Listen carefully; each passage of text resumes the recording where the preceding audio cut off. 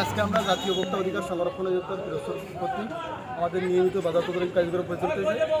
বাজার তদারকি কার্যক্রমে 2টা প্রতিষ্ঠানকে 5,000 টাকা জরিমানা আরোপ আদায় করা হয়েছে এবং বিভিন্ন ব্যবসা প্রতিষ্ঠানকে তাদের পণ্য সম্পর্কে যে পণ্যের যে কোম্পানি ঠিকানা নেই সে বিষয়ে সতর্ক করা হয়েছে। আমাদের এই কার্যক্রম